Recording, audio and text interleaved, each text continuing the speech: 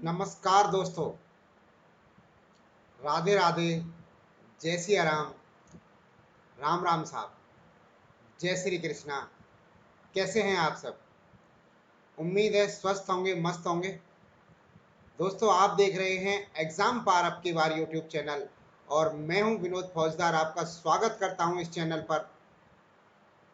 दोस्तों, हम पढ़ रहे हैं राजस्थान सहकारी सोसाइटी के नियम।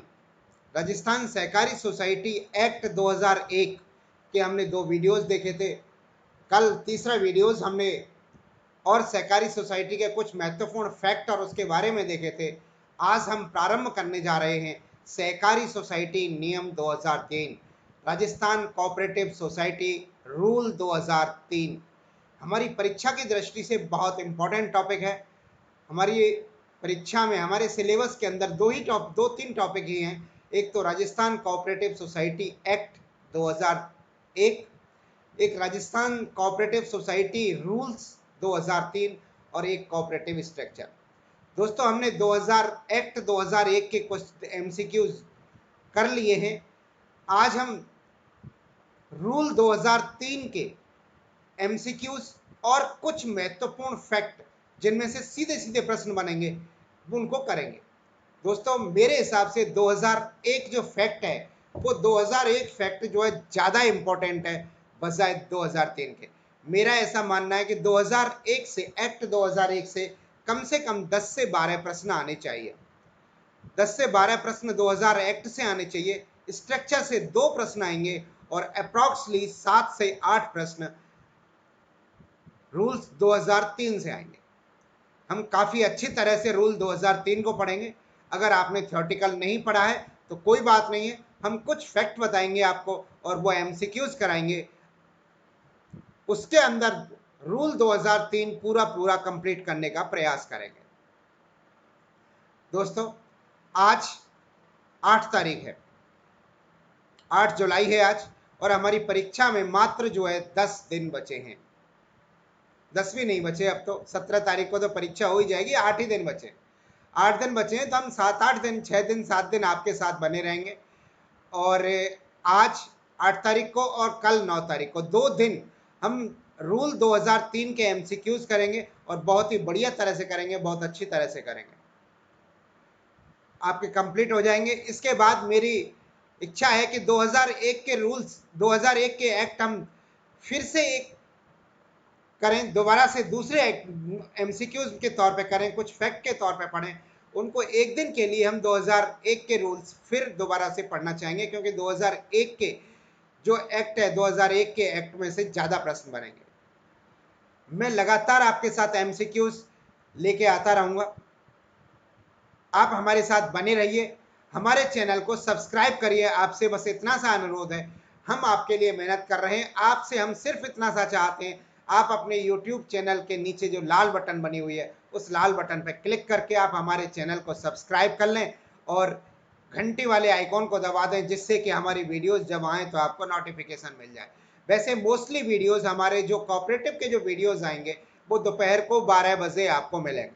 दोपहर को 12 बजे, हर रोज़ दोपहर को 12 बजे आपको वीडियोस मिलेंगे। इसमें हम 10 तारीख के बाद में प्रयास करेंगे, मेरा प्रयास होगा कि मॉडल पेपर भी हम लेकर आएँ।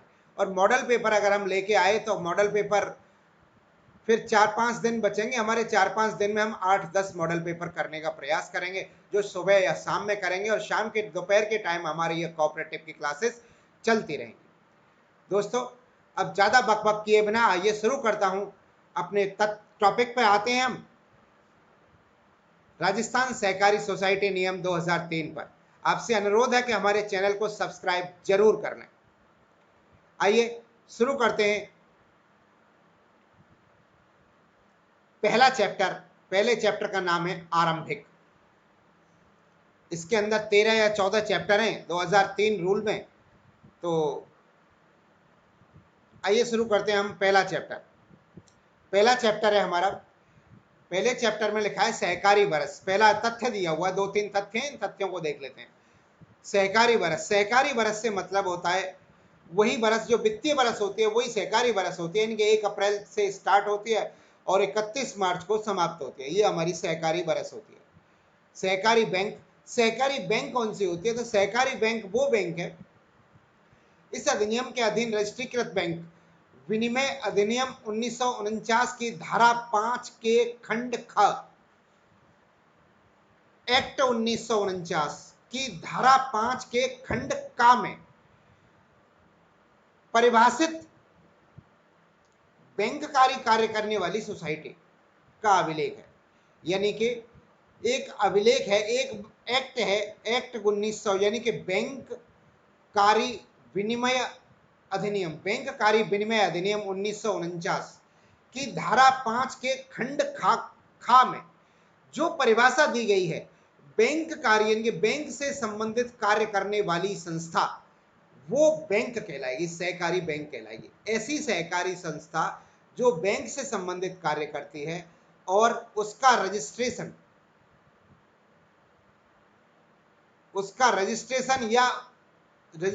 जो है बैंक कार्य अधिनियम 1949 की धारा 5 के खंड खा के तहत है, वो सहकारी बैंक होगी। अगला क्वेश्चन है कि वसूल अधिकारी कौन होता है? तो वसूली अधिकारी कौन होता है? वसूली अधिकारी वो होता है धारा 100 के अधीन जो रजिस्ट्रार की शक्तियों का प्रयोग करने वाला व्यक्ति वसूली अधिकारी होता है। धारा 100 के अधीन रजिस्ट्रार की शक्तियों का प्रयोग करने वाला व्यक्ति बचत अधिकारी होता है। आइए इसके कुछ एमसीक्यूज देखते हैं। पहला क्वेश्चन, राजस्थान सहकारी सोसाइटी नियम 2003 का प्रभाव क्षेत्र कहां है? तो राजस्थान सहकारी सोसाइटी नियम 2003 का प्रभाव क्षेत्र संपूर्ण राजस्थान में है। राजस्थान सहकारी सोसाइटी एक्ट 2003 का प्रभाव भी संपूर्ण राजस्थान में और नियम 2003 का प्रभाव भी संपूर्ण राजस्थान में है, स्मरण रहे। सेकंड क्वेश्चन, सहकारी बरस से क्या तात्पर्य है? तो सहकारी बरस से यही तात्पर्य हम ऊपर अभी देख ही चुके हैं कि 1 अप्रैल से प्रारंभ होती है और 31 मार्च को समाप्त होती है, जो वित्तीय वर्ष होती है। तो इसका ऑप्शन पहला सही है कि 31 मार्च को समाप्त होने वाला वर्ष सहकारी वर्ष कहलाता है। अगला क्वेश्चन, सहकारी बैंक का उल्लेख किस धारा के अंतर्गत आता है? तो सहकारी बैंक का जो उल्लेख आता है वो कौन सी धारा के अंतर्गत आता है? ये हमने अभी अभी पढ़ा है कि धारा 5 के खंड ख, बैंक कार्य अधिनियम 1949 की धारा 5 के खंड खा के तहत जो है बैंक कार्य या सहकारी बैंक की धाराओं का उल्लेख है। चौथा प्रश्न, राजस्थान सहकारी सोसाइटी नियम बनाए गए हैं। तो राजस्थान सहकारी सोसाइटी के जो नियम बनाए गए हैं वो 2003 में लागू बनाए गए हैं। नियम का नाम ही है राजस्थान सहकारी सोसाइटी नियम 2003, नाम ही उनका 2003 है, तो वो 2003 में ही बनाए गए हैं। और ये राजस्थान सहकारी सोसाइटी नियम लागू कब किए गए हैं? तो ये लागू किए गए तुरंत प्रभाव से लागू किए गए थे। उसके जो नियम बनाए गए उन नियमों में लिखा हुआ है कि ये तुरंत प्रभाव से लागू किए जाते हैं, उसमें डेट नहीं दी है। जैसे कि एक्ट 2001 था, एक्ट 2001 कब से लागू हुआ? राजस्थान कोऑपरेटिव सोसाइटी एक्ट 2001 कब से लागू हुआ था? तो राजस्थान कोऑपरेटिव सोसाइटी एक्ट लागू हुआ था राष्ट्रपति के साइन होने के उपरांत, यानी कि 14 नवंबर 2002 से लागू हुआ था। 14 नवंबर 2002 से एक्ट 2001 लागू हुआ था, लेकिन राजस्थान सोसाइटी नियम 2003 लागू होने की जो तिथि उसमें नियमों में के अंदर लिखी हुई है, वो लिखी हुई है तुरंत प्रभाव से लागू हुआ। तो इसका उत्तर होगा तुरंत प्रभाव से। अगला चैप्टर 2, इसके भी कुछ तथ्य देखते हैं हम पहले, फिर उसके बाद इसके काफी सारे एमसीक्यू करेंगे। पहला चैप्टर हमारा छोटा था। दूसरा चैप्टर है, इसका नाम है निगमन। निगमन नाम से दूसरा चैप्टर है। इसमें परिभाषा दी है कि कमजोर वर्ग किसे कहते हैं। इस नियम के अनुसार, राजस्थान कोऑपरेटिव सोसाइटी नियमों के अनुसार कमजोर वर्ग कौन है? तो कमजोर वर्ग वो व्यक्ति है जिसके पास 1 एकड़ से कम भूमि है। 1 एकड़ से कम भूमि है, वो आर्थिक रूप से कमजोर है, शारीरिक रूप से नहीं, आर्थिक रूप से कमजोर व्यक्ति वो है जिसके पास 1 एकड़ से कम भूमि है। अनुसूचित जाति, अनुसूचित जनजाति या अन्य पिछड़ा वर्ग अथवा यायावर जनजातियों के व्यक्ति हैं। यायावर जनजाति मतलब घूमंतु प्रजाति के जनजाति जो घूमते हैं, आज भी उनके स्थायी मकान बना के नहीं रहते हैं, ऐसे व्यक्तियों को कमजोर आर्थिक वर्ग में शामिल किया गया है। इसके अलावा भूमिहीन कृषक मजदूर, ऐसे भूमिहीन किसान जिनके पास भूमि नहीं है, लघु शिल्प में लगे ग्रामीण शिल्पी, लघु शिल्प कार्य में लगे यानी कि कारीगर जिसे कहते हैं, मिस्त्री जो कहते हैं, शिल्प कार्य में लगे हुए, मकान की चिनाई के कार्य में लगे हुए ग्रामीण मिस्त्री, ये सब आर्थिक रूप से कमजोर वर्ग में आते हैं। आपसे क्वेश्चन पूछा जा सकता है कि निम्न में से कौन कमजोर, आर्थिक रूप से कमजोर वर्ग में आता है? राजस्थान सोसाइटी रूल 2003 के अनुसार कौन निम्न में से आर्थिक रूप से कमजोर वर्ग है? तो 4 में से उठा के 3 ऑप्शन दे देगा, एक अन्य दे देगा।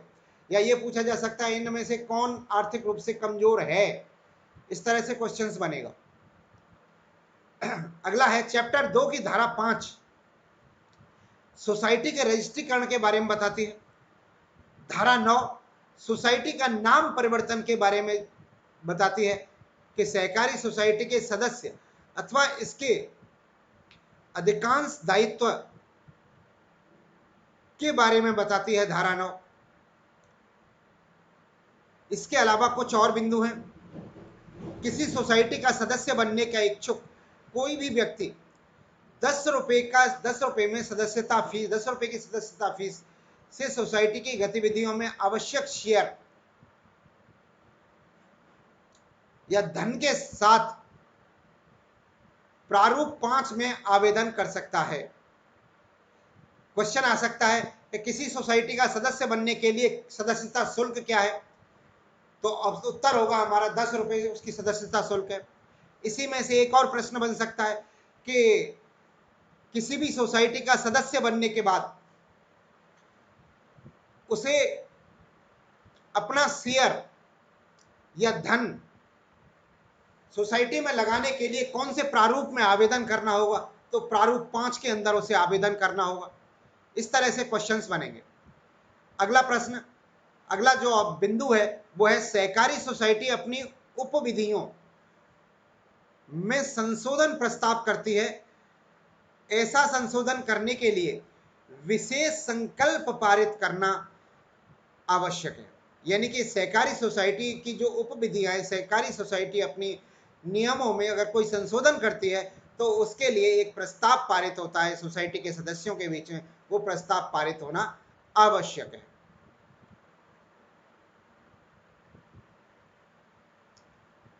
आगे, किसी भी सदस्य की सदस्यता से निष्कासन नहीं किया जा सकता, नहीं किया जाएगा जब उस पर साधारण निकाय की बैठक, साधारण निकाय की बैठक जिसमें कि इसके निष्कासन का प्रस्ताव किया गया हो से कम 30 दिन पूर्व नोटिस शामिल कर दिया गया हो। दोस्तों, अपनी सोसाइटी के किसी भी सदस्य को जब तक अपनी सोसाइटी से नहीं निकाला जा सकता है जब तक कि उसे कम से कम 30 दिन का नोटिस नहीं दिया जाए। 30 दिन का नोटिस देने के बाद सोसाइटी की बैठक में इसका प्रस्ताव लाया जाएगा और प्रस्ताव पारित होने पर ही उस सदस्य को सोसाइटी से निकाला जा सकता है। वैसे सोसाइटी के सदस्य को नहीं निकाला जा सकता। ऐसा नहीं हो सकता है कि सोसाइटी के सदस्यों ने मीटिंग करी और एक साथ उससे कह दिया भाई तू कल से नहीं आएगा, तू निकाल दिया गया सोसाइटी से।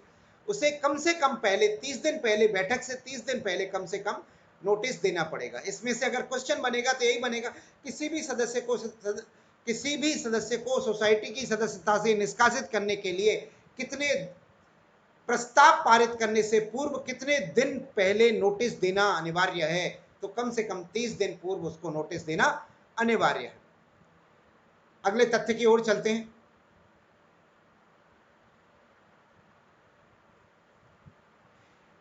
किसी भी सदस्य का त्यागपत्र तब तक स्वीकार नहीं किया जाएगा जब तक कि उसके विरुद्ध समस्त सोध्य उससे वसूली न कर ली जाए। यानी कि किसी का अगर कोई व्यक्ति स्वेच्छा से अपना त्यागपत्र देना चाहेगा, सोसाइटी से स्वेच्छा से त्यागपत्र देगा, तो जब तक वो उसका त्याग पत्र सोसाइटी स्वीकार नहीं करेगी, जब तक कि उसके ऊपर जो भी आउटस्टैंडिंग निकल रही है, जितना भी पैसा उसके ऊपर निकल रहा है, सामान उसके ऊपर निकल रहा है, ये तो सोसाइटी की प्रकृति के ऊपर डिपेंड करता है कि उसके ऊपर किस तरह की आउटस्टैंडिंग निकल रही है। किसी भी तरह का सामान या आर्थिक रूप से उसके ऊपर कोई भी धन बकाया है, तो जब तक उसकी पूर्ति वो नहीं कर देता, जब तक उसको वो चुकता नहीं कर देता, जब तक नो ड्यूज प्रमाण पत्र नहीं ले हासिल कर लेता, जब तक उसका त्याग पत्र स्वीकार नहीं किया जाएगा। यदि कोई व्यक्ति वार्षिक साधारण बैठक में अपने मतदान का प्रयोग नहीं करेगा, यदि वह वार्षिक साधारण बैठक की तारीख से पूर्व 3 दिन के भीतर भीतर सम्मिलित किया गया है, इसका पॉइंट का मतलब है कोई भी व्यक्ति जब साधारण वार्षिक सभा होती है, साधारण सभा होती है, साधारण बैठक होती है, वार्षिक बैठक होती है, उस वार्षिक बैठक में अपने मताधिकार का प्रयोग तब तक नहीं कर सकता, उस कंडीशन में नहीं करेगा कि अगर उसे सदस्यता लिए हुए अभी 3 दिवस ही हुए हैं, यानी कि उसे सोसाइटी का सदस्य बने 3 दिन या 3 से कम दिन हुए हैं, तो वो अपने मताधिकार का प्रयोग वार्षिक बैठक में नहीं कर सकेगा। 3 दिन से ज्यादा होने पर वो अपने मताधिकार का प्रयोग वार्षिक बैठक में कर सकेगा। अगला पॉइंट, अध्यक्षता, अध्यक्ष को द्वितीय या निर्णायक मत देने का अधिकार होगा। मत बराबर होने की स्थिति में किसी सहकारी सोसाइटी की बैठक में अध्यक्ष को द्वितीय या निर्णायक मत देने का अधिकार होगा। दोस्तों, जब सोसाइटी की कोऑपरेटिव सोसाइटी की जो बैठक होती है, साधारण सभा होती है, वार्षिक बैठक होती है या कोई भी बैठक होती है, उस साधारण बैठक में वोटिंग होती है। अध्यक्ष को भी एक ही वोट देने का अधिकार है। ये वोटिंग होती है तो वोट देते हैं, और वोट देने के बाद में इन केस अध्यक्ष टाई हो जाता है मैटर। सपोज करो सोसाइटी के अंदर वोट देने वाले सदस्य 100 थे, और यहां पर किसी भी बात पर वोटिंग होती है, किसी भी निर्णय पर वोटिंग करते हैं सोसाइटी के सदस्य, और उनकी वोटिंग का जो वोटिंग होती है और वोटिंग टाई हो जाती है, दोनों ही पक्ष में और विपक्ष में दोनों ही जगह 50-50 वोट आ जाते हैं, तो उस केस में जो अध्यक्ष होता है, अध्यक्ष को अपना दूसरा वोट देने का अधिकार है। अदरवाइज एक ही वोट देगा।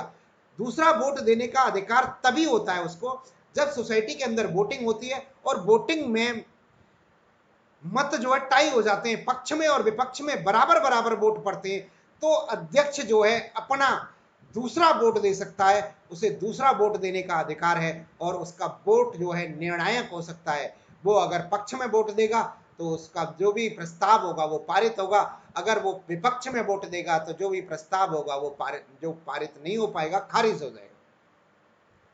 अगला पॉइंट, प्रतिनिधि साधारण निकाय में सदस्यों की संख्या 50 से कम और 300 से अधिक नहीं होगी। दोस्तों, प्रतिनिधि साधारण निकाय के अंदर सदस्यों की संख्या 50 से लेकर 300 के बीच में हो सकती है। नोट, यहां पर एक नोट भी दिया हुआ है, 500 से कम सदस्य वाली किसी सोसाइटी में किसी प्रतिनिधि साधारण निकाय का गठन नहीं किया जाएगा। यानी कि 500 से कम सदस्य वाली कोई सोसाइटी है तो उसमें प्रतिनिधि साधारण निकाय का गठन नहीं किया जाएगा।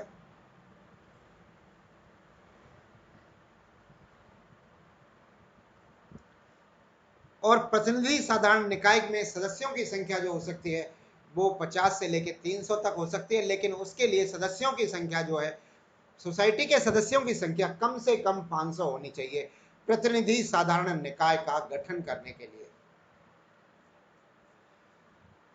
अगला पॉइंट, साधारण बैठक की अध्यक्षता सोसाइटी का अध्यक्ष या इसकी अनुपस्थिति में उपाध्यक्ष, दोनों की अनुपस्थिति में बैठक में उपस्थित सदस्यों में से निर्वाचित कोई भी सदस्य बैठक की सभापति करेगा। यानी कि जो साधारण बैठक होगी, साधारण सभा की बैठक होगी, उसकी अध्यक्षता जो है अध्यक्ष करेगा, और अध्यक्ष नहीं होगा तो उसकी अध्यक्षता सभापति करेगा। सभापति उपाध्यक्ष करेगा। पहले अध्यक्ष करेगा उसकी अध्यक्षता, अध्यक्ष नहीं होगा तो उपाध्यक्ष करेगा, और उपाध्यक्ष भी नहीं होगा तो निर्वाचित व्यक्तियों में से कोई भी उसकी जो है अध्यक्षता कर सकता है। यदि गणपूर्ति के लिए अपेक्षित संख्या सदस्यों के उपस्थित न हो तो कोई भी साधारण बैठक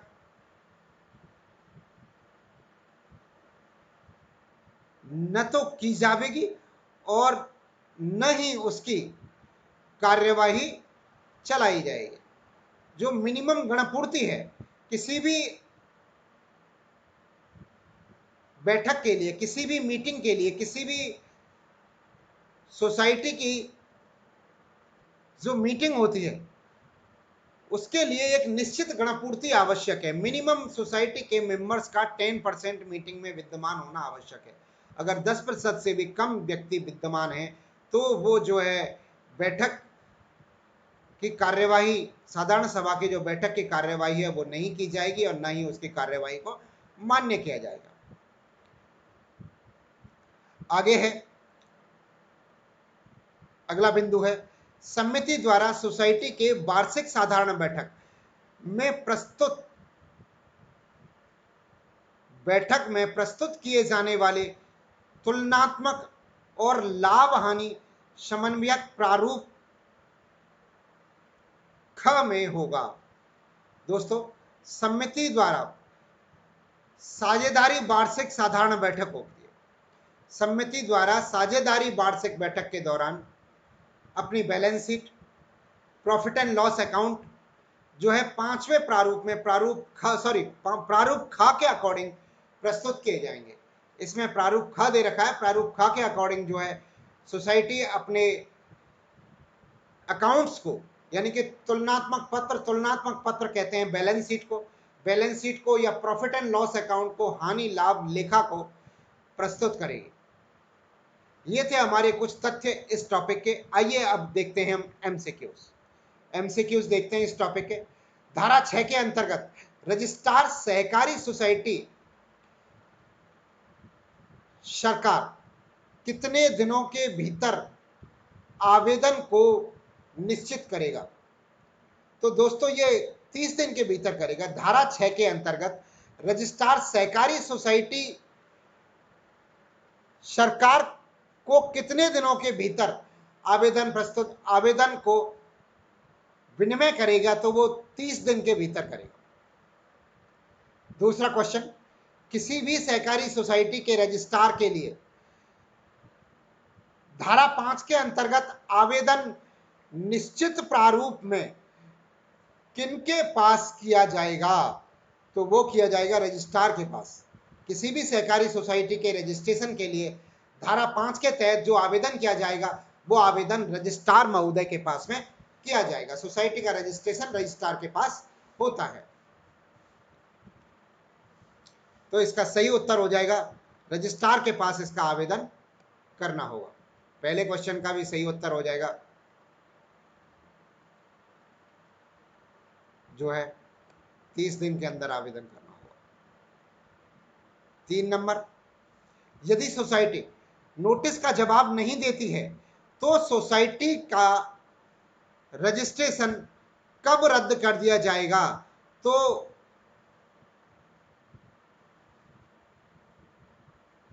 यदि नोटिस का जवाब नहीं देती है सोसाइटी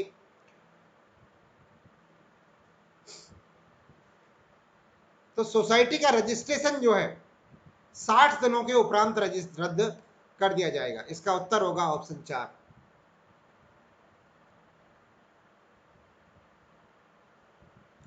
अगला क्वेश्चन, सोसाइटी का रजिस्ट्रेशन रद्द होने के निर्देश प्राप्त होने के बाद कौन रजिस्ट्रीकरण प्रमाण पत्र रद्द कर देगा? तो ये करेगा रजिस्ट्रार जो है रजिस्ट्रीकरण प्रमाण पत्र को रद्द कर देगा। ऐसी सोसाइटी जिसका प्रमुख उद्देश्य कृषि उपज का विपणन और कृषि उत्पादन के लिए उपकरणों व अन्य अपेक्षित वस्तुओं का प्रदान तथा कम से कम 3/4 सदस्य कृषक अथवा कृषक सोसाइटी कहलाती है। तो कृषि सोसाइटी ही कहलाती है ऐसी सोसाइटी जो होती है। कृषि सोसाइटी या एग्रीकल्चर सोसाइटी जो होती है वो ऐसी सोसाइटी होती है जिसका प्रमुख उद्देश्य कृषि उपज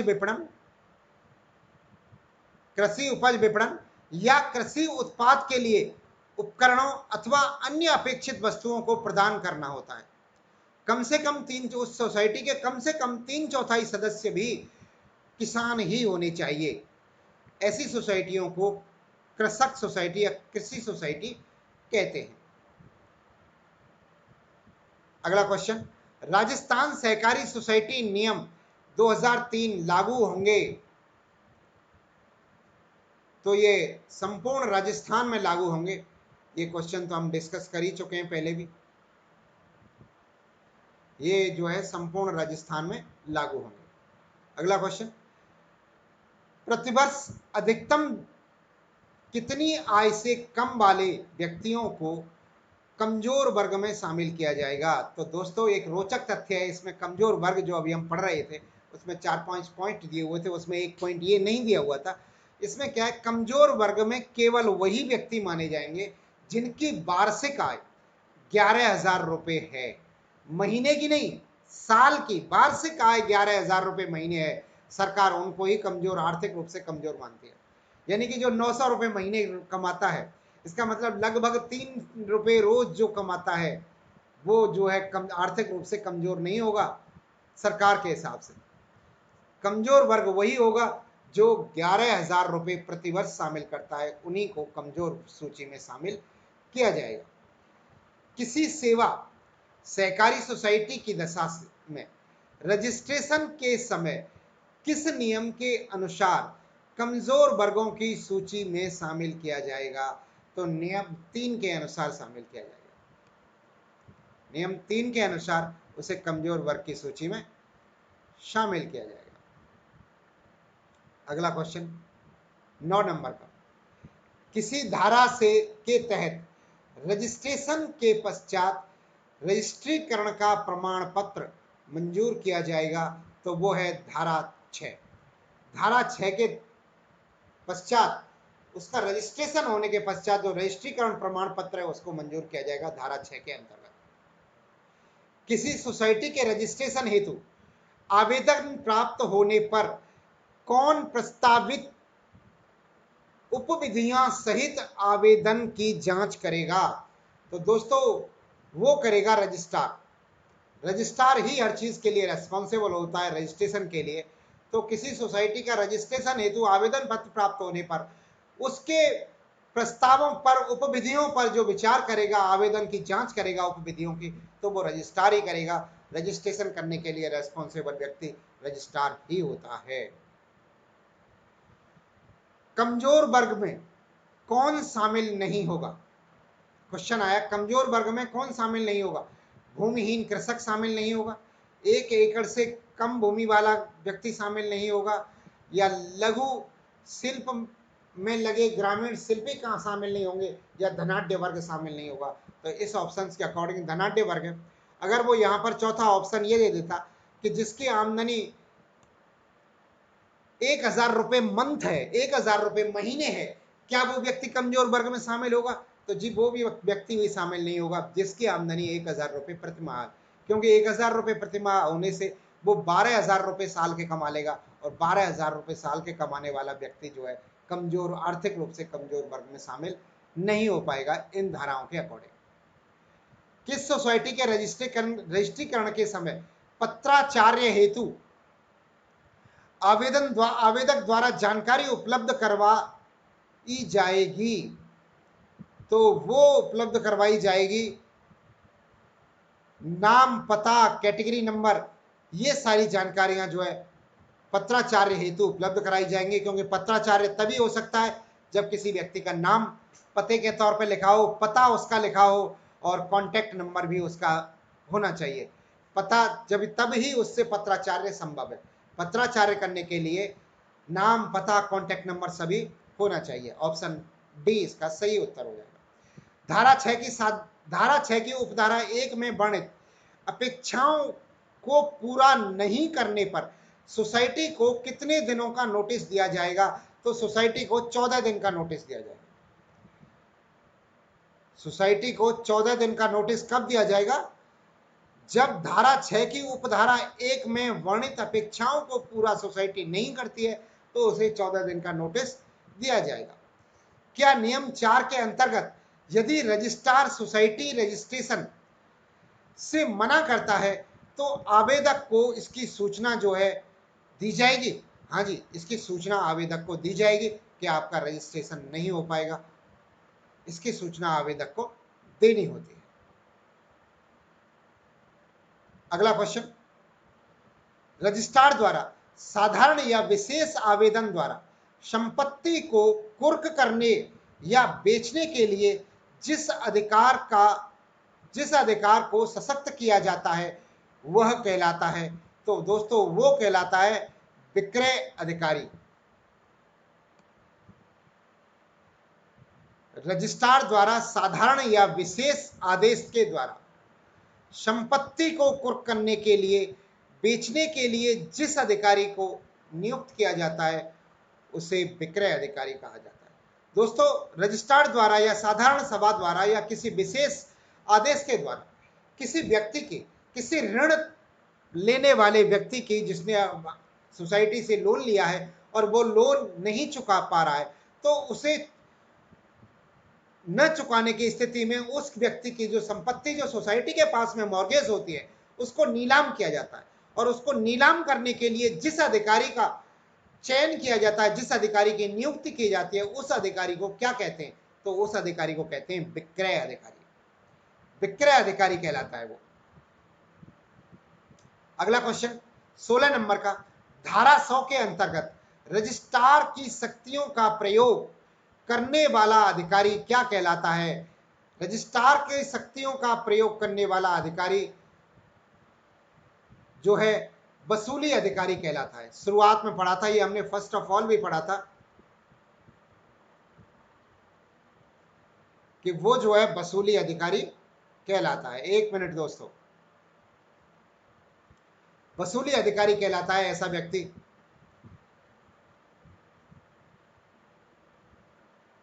इसका उत्तर हो जाएगा ऑप्शन 1। सहकारी वर्ष से अभिप्राय क्या है? क्वेश्चन रिपीट हो गया है, सहकारी वर्ष से अभिप्राय क्या है? तो ऐसा जो 31 मार्च को समाप्त होने वाला जो वर्ष है वो सहकारी वर्ष कहलाता है, यानी कि 1 अप्रैल से लेके वित्तीय वर्ष जो होता है 1 अप्रैल से 31 मार्च के मध्य वो सहकारी वर्ष कहलाता है। अगला क्वेश्चन, किसी सोसाइटी के रजिस्ट्रेशन को की शक्ति सरकार के द्वारा अथवा सोसाइटी रजिस्ट्रेशन करने में सक्षम अधिकारी कहलाता है, तो वो रजिस्ट्रार या रजिस्ट्रीकरण प्राधिकारी कहलाता है। या तो रजिस्ट्रार कहलाएगा अगर आपके ऑप्शन में रजिस्ट्रार है, तो अगर ऑप्शन के अंदर रजिस्ट्रार नहीं है तो रजिस्ट्रीकृत प्राधिकारी भी कहलाएगा, जो कि रजिस्ट्री करने में सक्षम अधिकारी हो, ऐसा अधिकारी कहलाएगा। अगला क्वेश्चन 19 नंबर का, सहकारी सोसाइटी की उपविधियों में विषय शामिल है, तो कौन कौन से विषय जो है सहकारी सोसाइटी की उपविधियों में शामिल किए जाते हैं? वो है, एक तो सहकारी सोसाइटी की उपविधियों में कार्य क्षेत्र को शामिल किया जाता है, नाम और पते को शामिल किया जाता है और सहकारी सोसाइटी के उद्देश्य को शामिल किया जाता है। ये उसकी उपविधियों में शामिल होते हैं। सभी उपरोक्त सभी इसका सही उत्तर हो जाएगा। अब चलते हैं हम अध्याय 3 पर। अध्याय 3 का नाम है सहकारी सोसाइटी के सदस्य और उनके अधिकार अथवा दायित्व के एमसीक्यूज देखते हैं हम इनके।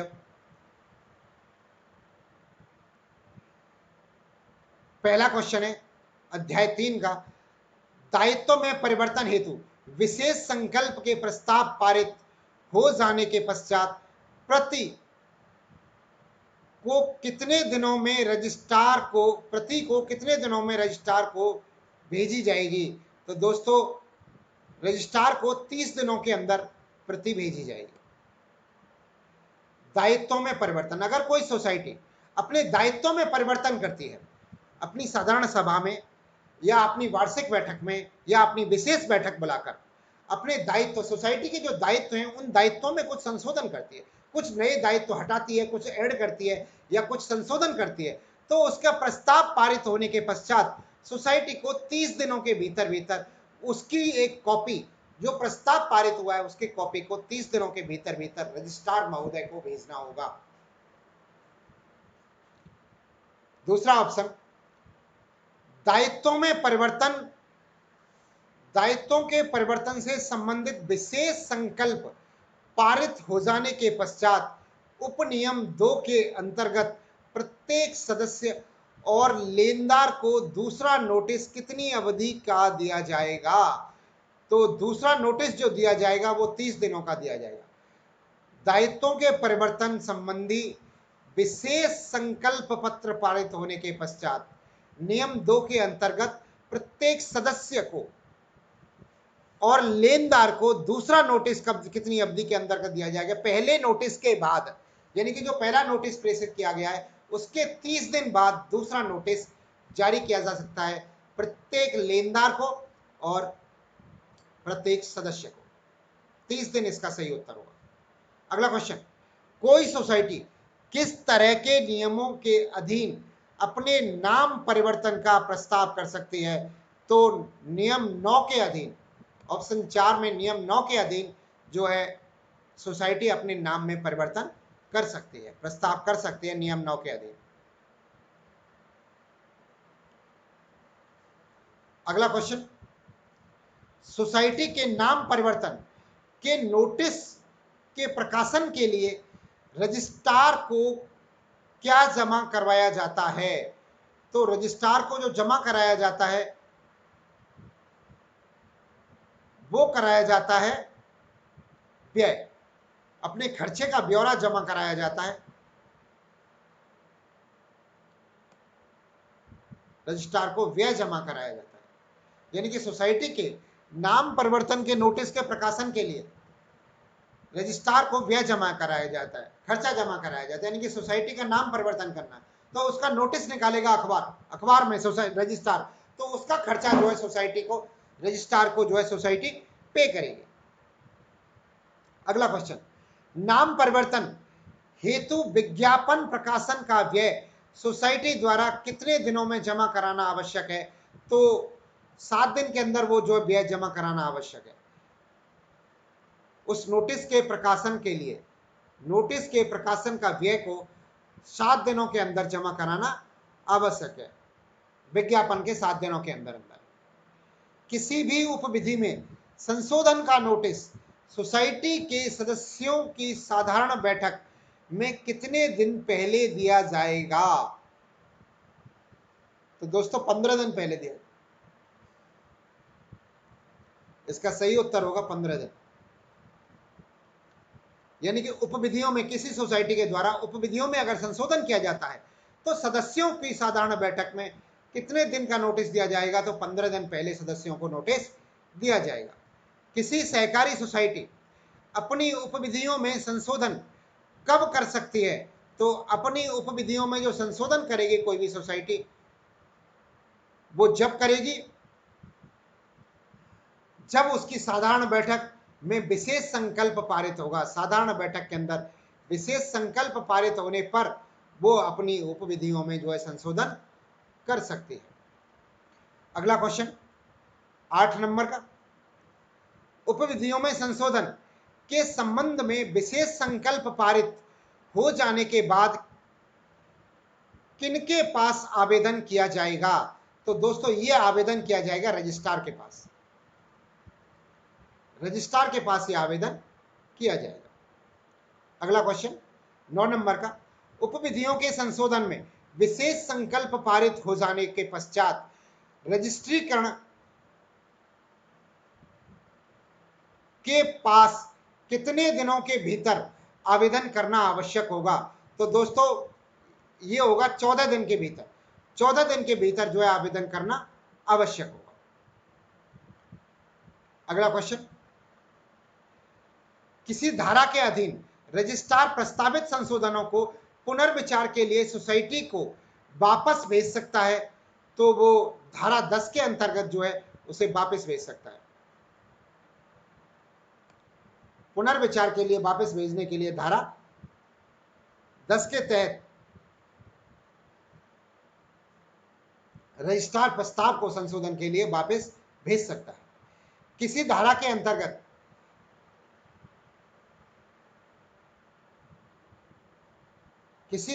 अंतर्गत आस्तियों और दायित्वों का अंतरण, विभाजन,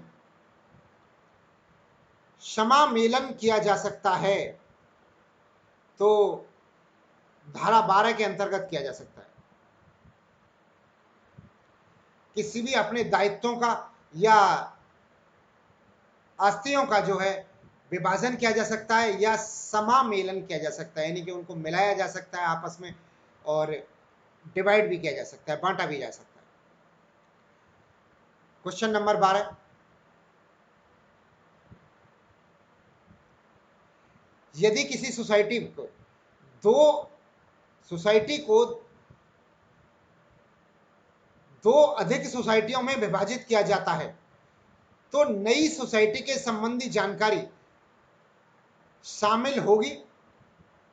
जी हाँ, नई सोसाइटी में भी, जो भी नई सोसाइटी बनाई जाएगी उसमें भी ये चीजें शामिल होंगी कि नाम होगा, संचालन का क्षेत्र होगा, उपविधियों का प्रारूप होगा, ये सभी उसके अंदर भी शामिल होंगे। यानी अगर किसी सोसाइटी को, एक कोई सोसाइटी है उसमें से एक और सोसाइटी बनाई जाती है, उस सोसाइटी को तोड़ के उस सोसाइटी को दो हिस्सों में या दो से अधिक हिस्सों में बांटा जाता है, तो उसके अंदर नाम, संचालन का क्षेत्र और उपविधियों का प्रारूप और उद्देश्य, ये सारी चीजें बताना होता है।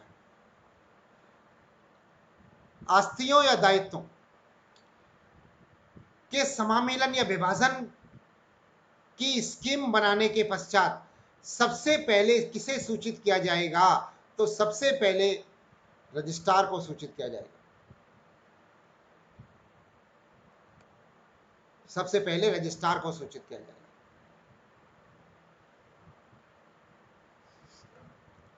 अगला क्वेश्चन, आस्तियों या दायित्वों के समामेलन का या विभाजन की स्कीम बनाने के बाद कम से कम कितने दिनों के लिए, कितने दिनों का लिखित नोटिस देकर साधारण बैठक हेतु बुलाया जा सकता है? तो ये बुलाया जा सकता है 15 दिन। 15 दिन की जो है नोटिस देकर साधारण बैठक के लिए बुलाया जा सकता है। नेक्स्ट क्वेश्चन 15 नंबर का, रजिस्ट्रार द्वारा किसी सोसाइटी का विभाजन, पुनर्गठन अथवा समामेलन किया जा सकता है। तो ये किया जा सकता है, लोक हित में समामेलन किया जा सकता है। स्वयं के हित में या बिना हित में, स्वयं के हित का तो कोई मतलब ही नहीं होता है सोसाइटी में, पर्सनल हित तो देखा ही नहीं जाता है। ये लोक हित के अंदर ही सोसाइटी कार्य करती है, तो लोक हित इसका सही उत्तर हो जाएगा। किसी सोसाइटी को का विभाजन अथवा पुनर्गठन अथवा समामेलन के लिए किस धारा के अधीन कोई प्रस्ताव भेजा जा सकता है? तो वो है धारा 11 के अधीन। धारा 11 के अधीन किसी सोसाइटी का विभाजन किया जा सकता है या मिलाई जा सकती हैं, दो सोसाइटियां आपस में मिलाई जा सकती हैं, या उसका पुनर्गठन भी किया जा सकता है, तो वो धारा 11 के अधीन प्रस्ताव को भेजा जाता है। धारा 11 के अंतर्गत उस प्रस्ताव को भेजा जाता है। 17 नंबर का क्वेश्चन देखते हैं, रजिस्ट्रार द्वारा धारा 13 के अधीन जारी किए जाने वाले अपेक्षित आदेश का प्रारूप प्रति किसको भेजी जाती है? तो ये भेजी जाती है अध्यक्ष को और मुख्य कार्यपालक अधिकारी को, यानी कि उस सोसाइटी के अध्यक्ष को और सीईओ को जो है उसकी प्रति भेजी जाएगी। धारा 13 के अधीन रजिस्ट्रार द्वारा आदेश की प्रति अध्यक्ष और मुख्य कार्यकारी अधिकारी को प्रस्तावों पर विचार करने के लिए कितना समय दिया जाएगा? तो 90 दिन का समय दिया जाता है। कितने दिन का समय दिया जाएगा? 90 दिन का समय दिया जाएगा उनको। धारा 13 के अधीन रजिस्ट्रार द्वारा जो आदेश की प्रति भेजी जाएगी उसे सीईओ या अध्यक्ष के लिए जो प्रति भेजी जाती है उस पर प्रति पर विचार करने के लिए 90 दिन का समय दिया जाता है। अगला क्वेश्चन 19 नंबर का, प्रत्येक सोसाइटी में से प्रत्येक सदस्यों और लेनदारों को रजिस्ट्रार प्रस्तावों पर सुझाव आमंत्रित हेतु कितने दिनों का नोटिस दिया जाता है? तो उसको 15 दिन का 30 दिन का नोटिस दिया जाता है, 30 दिन का नोटिस दिया जाएगा।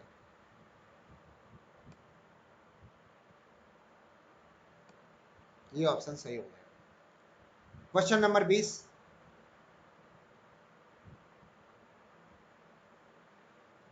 धारा 13 की उपधारा 2 के अंतर्गत समस्त सुझावों पर अंतिम आदेश जारी कौन करेगा? तो रजिस्ट्रार करेगा। दोस्तों अगर इस तरह के ऑप्शंस आ जाएं तो आप तुक्का भी लगाएं, अगर आपको नहीं पता हो तो तुक्का भी लगाएं, तो तुक्का भी रजिस्ट्रार पे ही लगाना, क्योंकि ज्यादातर क्वेश्चंस का इस तरह से उत्तर रजिस्ट्रार ही होगा। धारा 13 की उपधारा 2 के अंतर्गत दिए गए समस्त सुझावों का अंतिम आदेश जो है रजिस्ट्रार के द्वारा जारी किया जाएगा। क्वेश्चन नंबर 21, प्रभावित सोसाइटियों में से प्रत्येक उसके द्वारा उपनियम 5 के अधीन की गई कार्यवाही की रिपोर्ट किसको प्रेषित की जाएगी? तो रजिस्ट्रार को प्रेषित की जाएगी।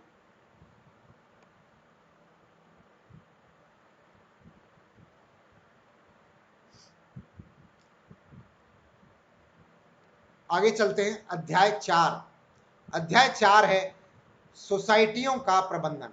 अध्याय 4 का नाम है सोसाइटियों का प्रबंधन। आइए इसके एमसीक्यूज देखते हैं। दोस्तों आपसे एक बार अनुरोध है कि अगर आपने अभी तक हमारे चैनल को सब्सक्राइब नहीं किया है तो हमारे चैनल को सब्सक्राइब कर लीजिए, आपसे निवेदन है ये। और जो सब्सक्राइब का लाल बटन है उसको दबा लीजिए, उसके बगल से घंटी वाला बटन भी दबाइए, जिससे कि हमारे सारे वीडियोस का नोटिफिकेशन आपको मिलता रहे। और हमारे कोऑपरेटिव के जो वीडियोस हैं मोस्टली 12 बजे आएंगे, दोपहर को 12 बजे आएंगे और लगातार 15 तारीख तक आएंगे। आप हमारे साथ जुड़े रहिए और इन वीडियोस को कम से कम 2 से 3 बार आप जरूर देखें, जिससे कि आपके सभी क्वेश्चंस मजबूत हो जाए। अगला प्रश्न की तरफ चलते हैं हम। अध्याय 4 का पहला क्वेश्चन, कृषि विपणन सोसाइटी को किस नियम के माध्यम से परिभाषित किया जाता है? तो वो है नियम 2B। नियम 2B के माध्यम से कृषि विपणन सोसाइटी को परिभाषित किया जाता है। नियम 2B के तहत कृषि विपणन सोसाइटी जो है कृषि से संबंधित ही कार्य करेगी, चाहे वो कृषि के औजारों को, कृषि यंत्रों को, कृषि औजारों को किसानों को उपलब्ध कराए, या कृषि से संबंधित बीज खाद को उपलब्ध कराए, या फिर और उस सोसाइटी के अंदर कम से कम जो है 3/4 यानी कि 75% सदस्य भी कृषक भी होंगे। ऐसा कृषि विपणन सोसाइटी का जो नियम के अंतर्गत लिखा हुआ है, ये नियम जो है 2B के अंतर्गत है। अगला क्वेश्चन, नियम 15 में किन सदस्यों के बारे में प्रस्ताव किया गया है? तो नियम 2 के अंतर्गत नियम 15 में किन सदस्यों के अंतर्गत प्रस्ताव किया गया है? तो वो किया गया है नाम मात्र सदस्य का। नियम 15 में किस सदस्य के बारे में, किन सदस्यों के बारे में प्रावधान किया गया? तो नाम मात्र के सदस्यों के बारे में किया गया है। जो सोसाइटी में नाम मात्र के सदस्य बनते हैं उनके बारे में किया गया है। और ऐसे नाम मात्र के जो सदस्य होते हैं उन्हें मत देने का अधिकार नहीं होता, उन्हें सोसाइटी में वोटिंग करने का अधिकार नहीं होता है नाम मात्र के सदस्यों को। सदस्यता के लिए निहरता, सदस्यता के लिए निर्हरता नहीं है। क्या योग्यता नहीं है सदस्यता के लिए? निर्धनता होना, ये कोई योग्यता नहीं है। सदस्यता की ऐसी कोई योग्यता नहीं है। कोई व्यक्ति निर्धन होगा तो वो सदस्यता में सदस्य नहीं हो सकता है, यानी कि निर्धनता उसकी योग्यता नहीं है। सदस्यता की अर्हता नहीं है। दिवालिया होना, विकृत होना, नैतिक होना, इन सब अगर ये सब होंगे तो वो सदस्य नहीं होगा। सोसाइटी का सदस्य, अगर कोई व्यक्ति दिवालिया होगा तो सोसाइटी का सदस्य नहीं बन सकता है। विकृत मानसिकता का होगा, पागल होगा, मंदबुद्धि होगा तो भी वो सोसाइटी का सदस्य नहीं बन सकता है। और नैतिक अधमता वाला व्यक्ति, अपराध करने वाला व्यक्ति, अपराधों में संलिप्त व्यक्ति जो है सोसाइटी का सदस्य नहीं हो सकता है। लेकिन निर्धन व्यक्ति सोसाइटी का सदस्य हो सकता है। निरर्हता नहीं है सोसाइटी की सदस्यता, निरर्हता नहीं है, निर्धनता होना कोई निरर्हता नहीं में आएगा। चौथा क्वेश्चन, रजिस्ट्रार के पूर्व मंजूरी के बिना कोई व्यक्ति एक साथ सदस्य नहीं हो सकता। एक साथ सदस्य नहीं हो सकेगा, तो दो लोन सोसाइटी का सदस्य जो है एक साथ नहीं हो सकेगा। अगर किसी सदस्य ने, अगर कोई सदस्य सोसाइटी का सदस्य है और उसने लोन ले रखा है, तो वो दो सोसाइटियों का सदस्य, दो लोन सोसाइटियों का सदस्य एक साथ नहीं हो सकता, यानी कि दो सोसाइटियों से एक साथ लोन नहीं ले सकता है। एक ही सोसाइटी से एक साथ लोन ले सकता है। वैसे दो सोसाइटियों का एक सदस्य हो सकता है, लेकिन लोन दो सोसाइटियों से एक साथ नहीं ले सकता है। अतः लोन सोसाइटियों का सदस्य दो का एक साथ नहीं हो सकता है। सदस्यता से निष्कासन के लिए नोटिस दिया जाना आवश्यक है, तो 30 दिन पहले नोटिस दिया जाना आवश्यक है किसी भी सदस्य को सदस्यता से निष्कासित करने के लिए। साधारण सभा में बैठक प्रस्ताव में पारित किया जाए निष्कासन का, उससे पहले 30 दिन पूर्व नोटिस दिया जाता है। आगे चलते हैं, अगला क्वेश्चन देखते हैं। सदस्यता समाप्त नहीं होगी। कब सदस्यता समाप्त नहीं होगी? तो किसी भी सदस्य की सदस्यता समाप्त नहीं होगी जब सदस्य निर्धन हो जाएगा। सदस्य अगर कोई गरीब हो जाए तो गरीब होने से उसकी सदस्यता पर कोई प्रभाव नहीं पड़ेगा। सदस्यता समाप्त होगी मृत्यु के पश्चात हो जाएगी, उसका शेयरों का अंतरण होने पर सदस्यता समाप्त हो जाएगी। अगर सोसाइटी में जो पैसा लगा रखा है वो उसने किसी अन्य सोसाइटी में ट्रांसफर कर लिया हो या निकाल लिया हो तो भी हो जाएगी, और सदस्यता निष्कासित करने पर भी सदस्यता जो है निष्कासित हो जाएगी, हट जाएगी, खत्म हो जाएगी। अगला क्वेश्चन 7 नंबर का, सहकारी सोसाइटी के सदस्यों द्वारा अपनी मृत्यु की दशा में शेयर या हित प्राप्त करने के लिए किसी व्यक्ति या व्यक्तियों के नाम निर्देशित किया जा सकेंगे जिनकी संख्या हो सकती है, तो संख्या जो है शेयरों की संख्या से अधिक नहीं हो सकती।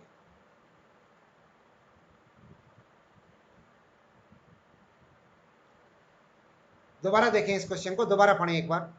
सहकारी सोसाइटी के सदस्य द्वारा अपनी मृत्यु की दशा में शेयर या हित प्राप्त करने के लिए किसी व्यक्ति या व्यक्तियों के नाम निर्देशित किया जा सकेंगे, उनकी संख्या कितनी हो सकती है? ये तो है, इसका उत्तर तो है शेयरों की संख्या से अधिक नहीं हो सकती है।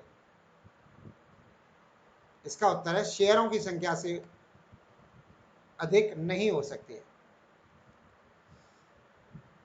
उस व्यक्ति ने अगर 5 शेयर ले रखे तो 5 व्यक्तियों से अधिक संख्या नहीं होगी, अगर 4 शेयर ले रखे तो 4 व्यक्तियों से अधिक संख्या नहीं हो सकती है। अब उसके शेयरों के लेने के ऊपर डिपेंड करता है उसने कितने शेयर सोसाइटी में परचेज कर रखे। किसी नवगठित सोसाइटी का प्रथम बैठक बुलाई जाएगी। किसी नवगठित सोसाइटी की प्रथम बैठक जो है 1 माह के भीतर भीतर बुलाई जाएगी। पहली बैठक किसी सोसाइटी की 1 महीने के भीतर यानी कि 30 दिनों के भीतर बुलाई जाएगी। क्वेश्चन नंबर 9 पढ़ते हैं। प्रतिनिधि साधारण निकाय का गठन नहीं किया जा सकेगा। प्रतिनिधि साधारण निकाय का गठन कब नहीं किया जा सकेगा? जब 500 से कम सदस्य हों। 500 से कम सदस्य होने पर प्रतिनिधि साधारण निकाय का गठन नहीं किया जा सकेगा। किसी भी सोसाइटी में अगर 500 से अधिक सदस्य हैं तो उस सोसाइटी के अंदर प्रतिनिधि निकाय सोसाइटी का गठन किया जा सकेगा। प्रतिनिधि निकाय सोसाइटी का गठन किया जा सकेगा और उसके अंदर 50 से लेके 300 तक मेंबर हो सकते हैं, लेकिन सोसाइटी के अंदर, समिति के अंदर 500 से अधिक सदस्य होना आवश्यक है। अतः इसका उत्तर हो जाएगा 500 से कम। अगला क्वेश्चन, समिति की बैठक में गणपूर्ति के लिए आवश्यक होगी। समिति की बैठक गणपूर्ति के लिए आवश्यक होगी। तो दोस्तों गणपूर्ति के लिए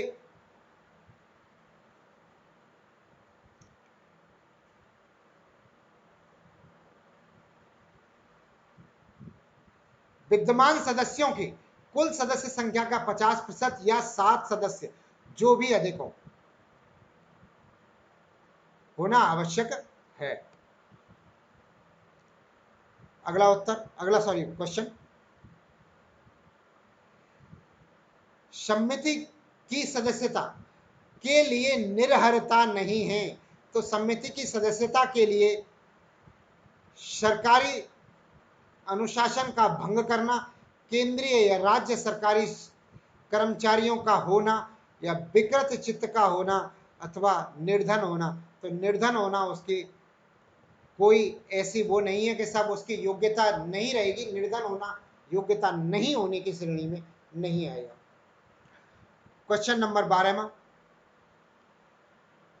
समिति के सदस्य को हटाए जाने से पूर्व का कारण बताने का हटाए जाने से पूर्व कारण बताने का नोटिस जारी किया जाता है।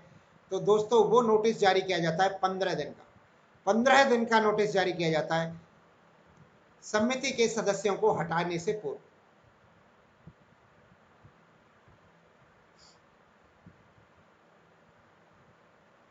अगला क्वेश्चन 13 नंबर का, प्रतिनिधि साधारण निकाय में सदस्यों की संख्या अधिकतम हो सकती है। तो प्रतिनिधि साधारण निकाय में सदस्यों की संख्या अधिकतम 300 हो सकती है। ये अपन कई बार पढ़ चुके हैं आज की क्लास में। प्रत्येक सहकारी समिति द्वारा लेखों का वार्षिक विवरण तैयार किया जाएगा सहकारी वर्ष की समाप्ति के कितने दिन पश्चात? 45 दिन के भीतर 45 दिन के भीतर आय व्यय का ब्यौरा यानी कि balance sheet, profit and loss के अकाउंट्स जो है तैयार किए जाएंगे सोसाइटी को। 31 मार्च के 45 दिन के भीतर यानी कि 15 मई से पहले जो है ब्यौरे तैयार किए जाते हैं सोसाइटी के द्वारा। अगला क्वेश्चन, लेखों के वार्षिक विवरण का उल्लेख किया जाना आवश्यक नहीं होगा। लेखों के वार्षिक विवरण का उल्लेख किया जाना आवश्यक नहीं होगा। तो दोस्तों ये जो है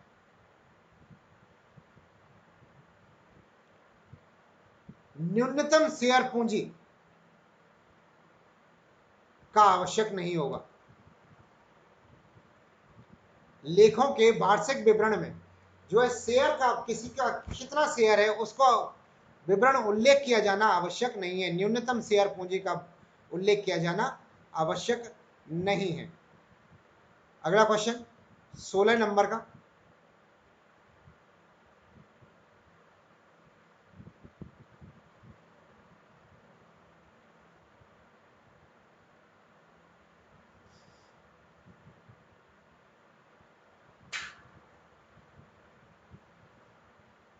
हाँ जी 16 नंबर का क्वेश्चन, सहकारी सोसाइटी नियमों में किन सोसाइटियों को स्थान दिया गया है? सहकारी सोसाइटियों में किन सोसाइटियों को स्थान दिया गया है? तो दिया गया है कृषि विपणन सोसाइटियों को, उपभोक्ता सोसाइटियों को और साधारण सोसाइटियों को। सभी सोसाइटियों को जो है सहकारी सोसाइटियों के नियमों में स्थान दिया गया है। अगला क्वेश्चन 17 नंबर का, सहकारी सोसाइटी का रजिस्ट्रेशन, सहकारी सोसाइटी के रजिस्ट्रीकरण से कब इनकार किया जा सकता है?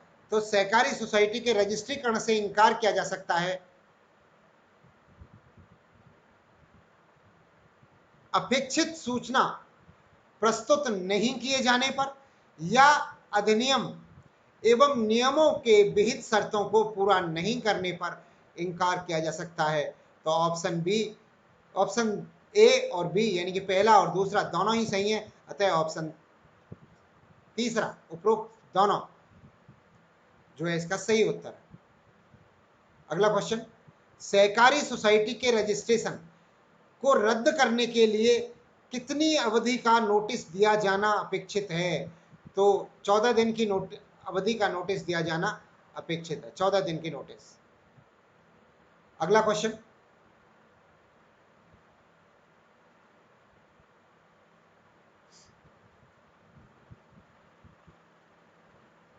तो महिला सहकारी सोसाइटी के रजिस्ट्रेशन के लिए न्यूनतम कितनी अंश की पूंजी आवश्यक है? तो न्यूनतम 1 लाख रुपए की पूंजी होनी चाहिए किसी केंद्रीय महिला सोसाइटी के रजिस्ट्रेशन के लिए। किसी केंद्रीय महिला सोसाइटी के रजिस्ट्रेशन के लिए न्यूनतम 1 लाख रुपए की पूंजी आवश्यक है। नंबर 20 का क्वेश्चन, 21 नंबर क्वेश्चन, सोसाइटी के नाम में परिवर्तन के लिए रजिस्ट्रार के पास में जमा कराना होता है। तो उसका खर्चा जमा कराना होता है। नाम परिवर्तन में नोटिस वगैरह का जो नोटिस निकालते हैं उसका जो खर्चा आता है जो भी व्यय होता है उस सोसाइटी के नाम परिवर्तन में, वो सब खर्चा जो है रजिस्ट्रार के पास में जमा कराना होता है। ये क्वेश्चन भी हम 3 बार पढ़ चुके हैं आज शायद। उपविधियों में संशोधन की प्रक्रिया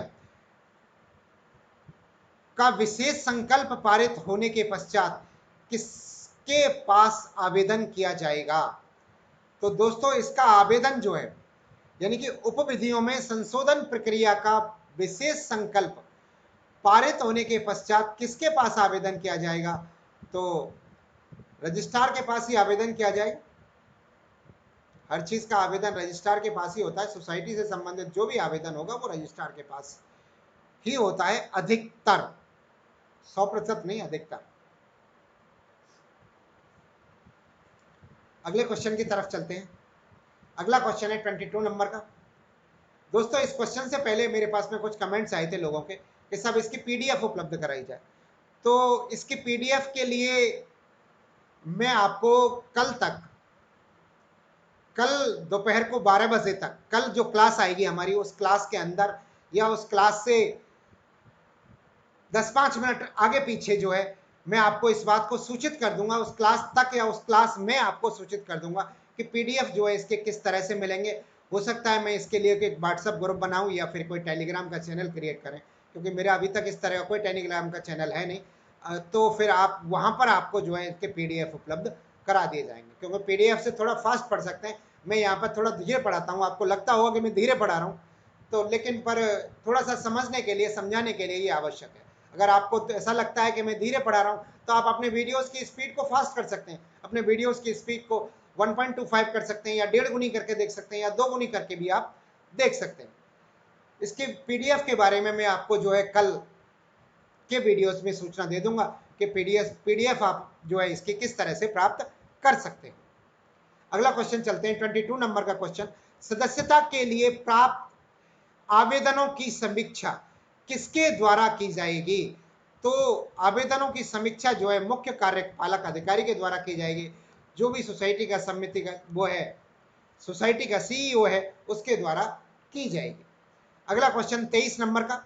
सदस्यता के लिए आवेदन करने वाले व्यक्ति को सदस्य होना मान लिया जाएगा, तो आवेदन स्वीकार करने की तारीख से ही मान लिया जाएगा। आवेदन स्वीकार करने की तारीख से कि वो सदस्य है, ये मान लिया जाएगा।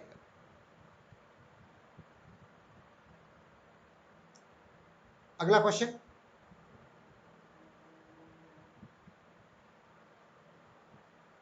24 नंबर का। निम्न में से कौन बैठक आयोजित करने के लिए नोटिस और बैठक कार्यसूची को पढ़कर सुनाएगा? तो दोस्तों मुख्य कार्यकारी अधिकारी सुनाएगा। समिति की बैठक जब होगी तो सीईओ जो है उस बैठक को आयोजित करने का नोटिस, कारण और उसकी कार्यसूची को पढ़ के सुनाएगा। इसका सही उत्तर होगा सीईओ, मुख्य कार्यपालक अधिकारी, इसका सही उत्तर होगा। 25 नंबर का क्वेश्चन देखते हैं। समिति की बैठक की गणपूर्ति उपविधियों में निर्देशित होंगी, परंतु किसी भी स्थिति में कितने से कम नहीं होंगी? तो 6 से कम नहीं होंगी। समिति की बैठक की गणपूर्ति जो है उपविधियों में निर्देशित होंगी, परंतु किसी भी स्थिति में कितने से कम नहीं होंगी?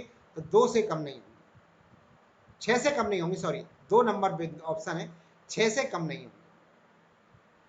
इसके अलावा दोस्तों कल सुबह में 8 बजे एक आर्थिक समीक्षा, राजस्थान की आर्थिक समीक्षा 2020-21 की, अभी जो बजट में पेश की गई थी 2020-21 के, उसके कुछ महत्वपूर्ण एमसीक्यू लेके आऊंगा। आप उनको जरूर और जरूर देखें, और उसमें से कब सीधे सीधे प्रश्न फंसेंगे, बिल्कुल फैक्ट है, उसके अंदर आंकड़े हैं, कुछ सोसाइटियों के वो दिए हुए, सरकार की जो योजना है, योजनाओं के बारे में दिया हुआ है, आंकड़े हैं, उनको आप अवश्य देखें।